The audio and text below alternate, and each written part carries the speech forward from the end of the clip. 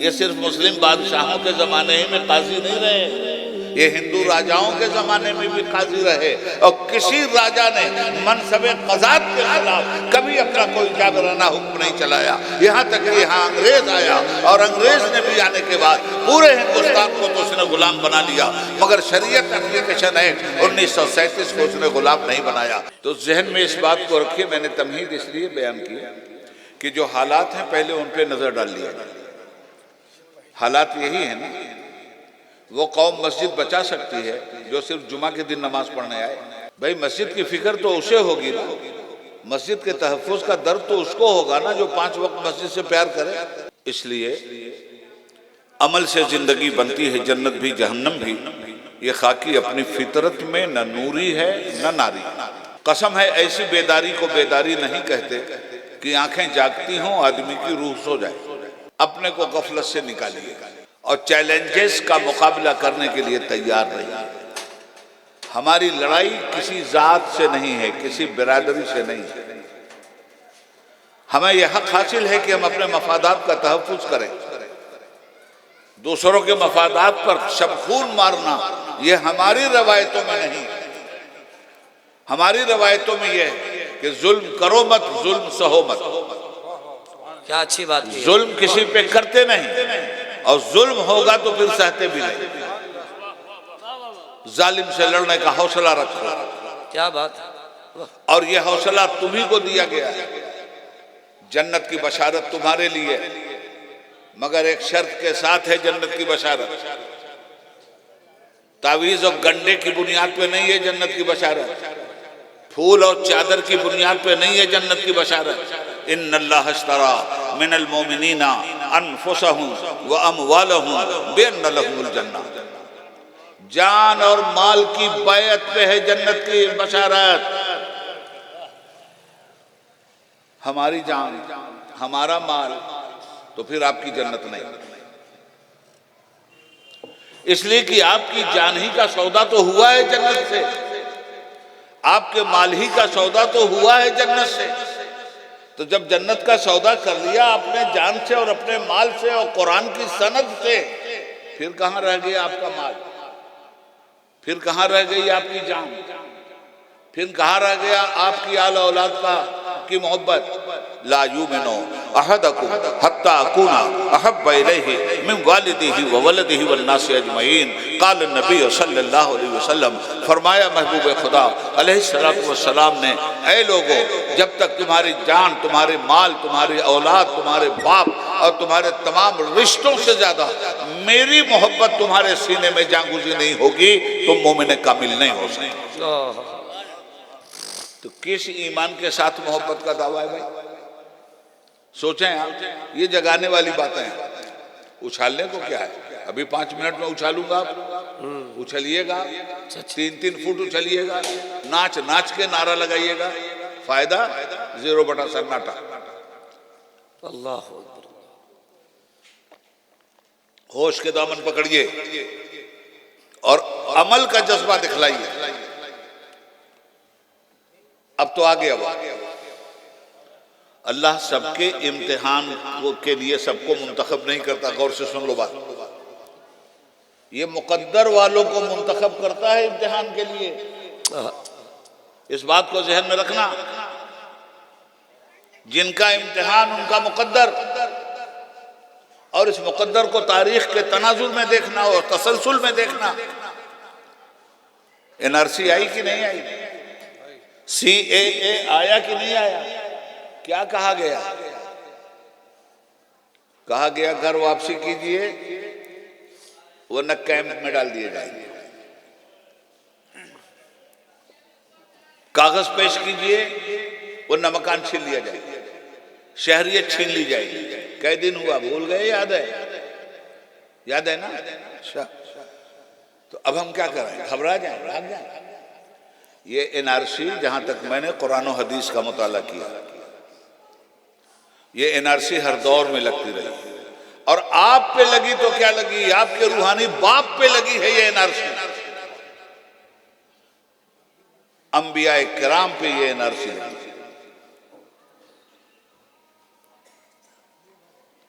लतुखरिजन्ना मिन अर्दिना औ लतऊदुन्ना फी मिल्लतिना। इब्राहिम घर लौटो, वापसी करो, इन मिट्टी के हाथी ऊंट खच्चर सच्चर पत्थर को पूजो, और अगर तुम नहीं घर लौटे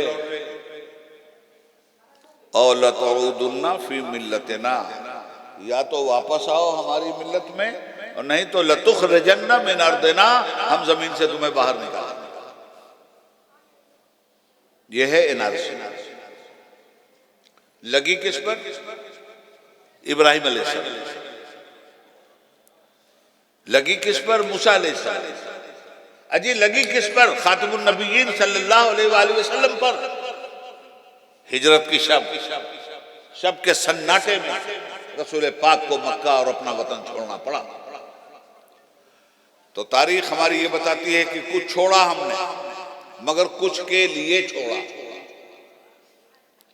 छोड़ा तो कुछ की कुर्बानी दी, कुछ के हिफाजत के लिए कुर्बानी दी।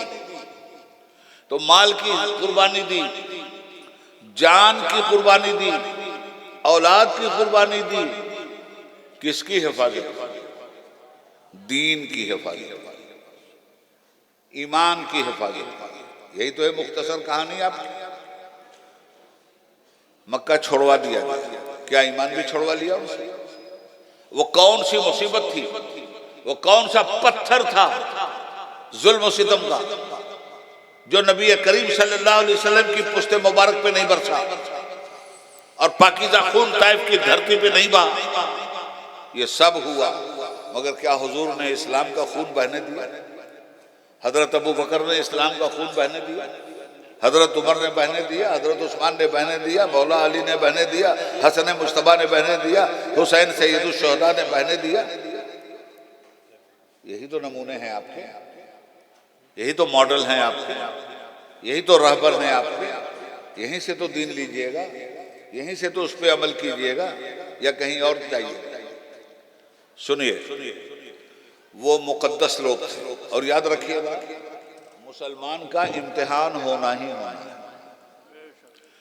जहां आपने ला इलाहा इल्लल्लाह कहा, आप मैदान जंग में आ गए। जिस दिन से कहा, इसलिए कि दुनिया कह रही थी जमीन खुदा है, आसमान खुदा है, चांद खुदा है, सूरज खुदा है, गंगा खुदा है, जमुना खुदा है, सब मस्त है। किसी का खुदा और, किसी का खुदा और, किसी का खुदा और।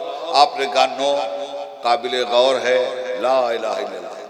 न जमीन खुदा, न आसमान खुदा, न चांद खुदा, न सूरज खुदा, न जमुना खुदा, न गंगा खुदा, न इंसान खुदा, न कंकर खुदा, न शक्कर खुदा, न पत्थर खुदा, न हजर खुदा, न शजर खुदा, कोई खुदा नहीं।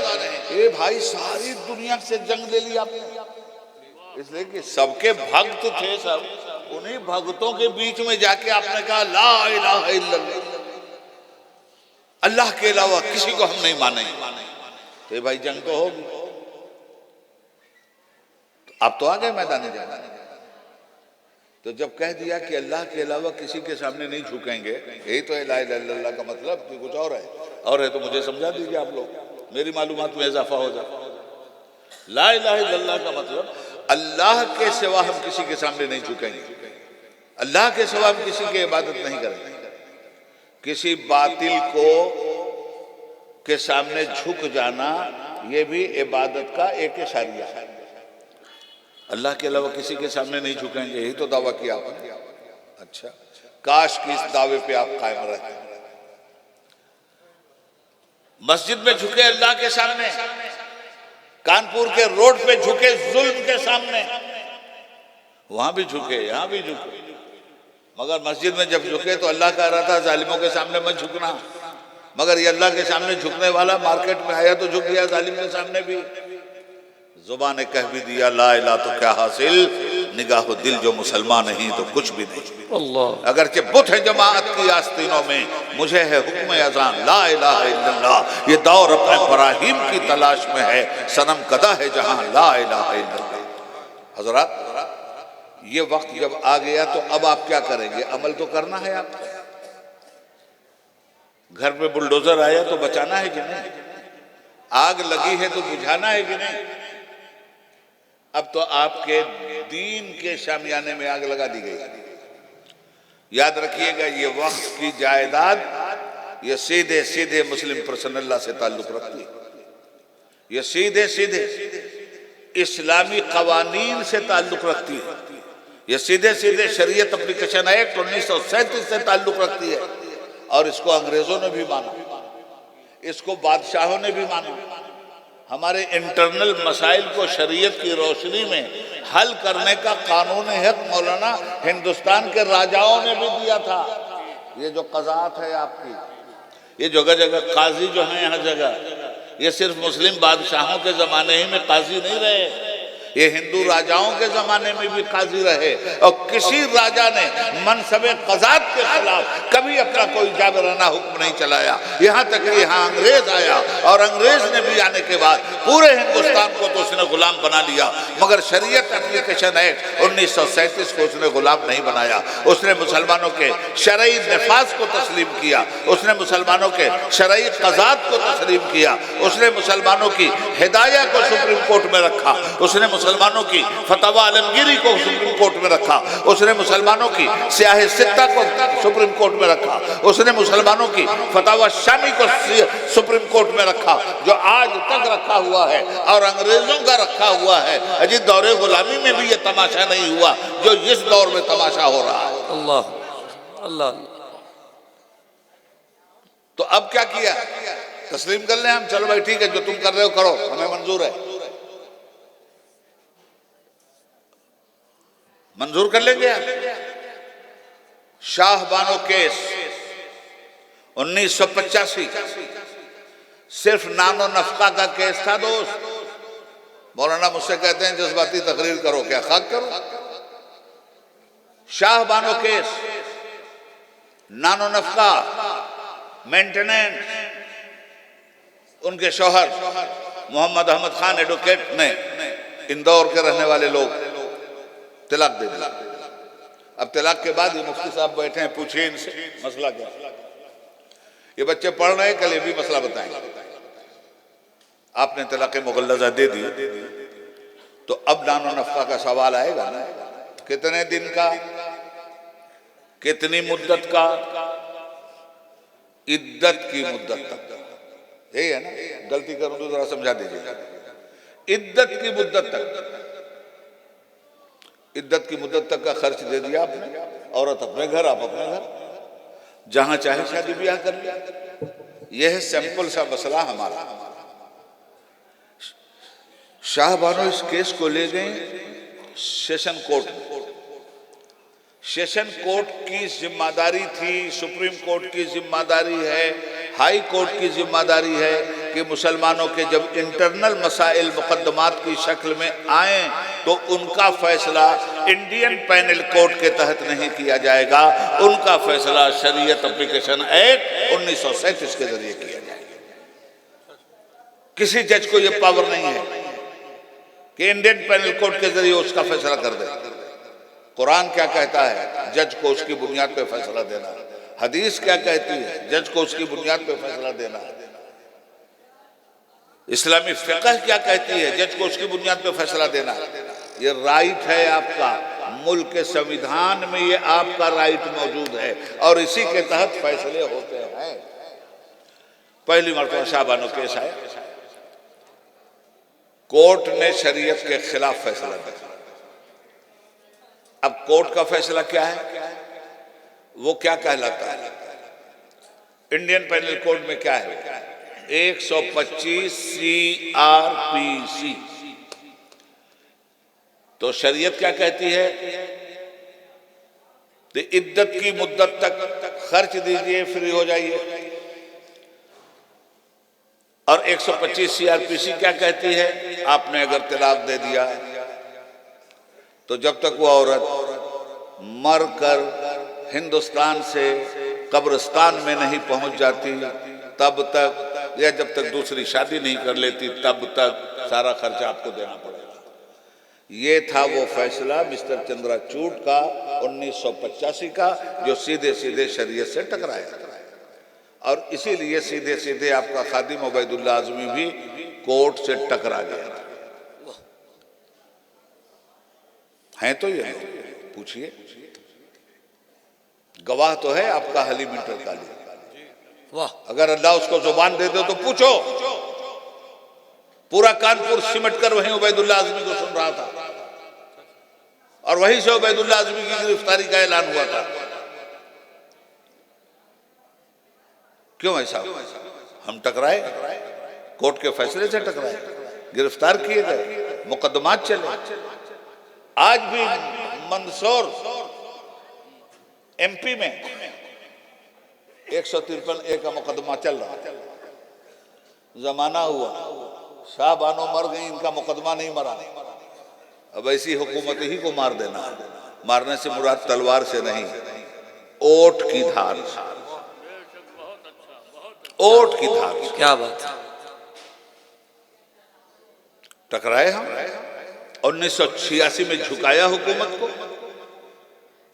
सुप्रीम कोर्ट की फुल बेंच का फैसला पार्लियामेंट के जरिए डिलीट हुआ और मुस्लिम परसल्ला बहाल हुआ। यह हिंदुस्तान की आजादी की तारीख का पहला फैसला है मुसलमानों, जो सुप्रीम कोर्ट का फैसला पार्लियामेंट से तब्दील करवाया था। वाह। आज फिर उसी पार्लियामेंट में मुस्लिम परसल्ला को चैलेंज हो गया। वक्फ तरमीमी बिल आ गया। क्या है ये? इस बिल को जब तक हम इनकी बिल में नहीं घुसाएंगे चैन से नहीं बैठेंगे। हाय हाय हाय, याद रखना इसको। क्या कहने। हम हिंदुस्तानी हैं, हिंदुस्तानी। नारे तकबीर, नारे रिसालत, हजरत अल्लामा उबैदुल्लाह खां आज़मी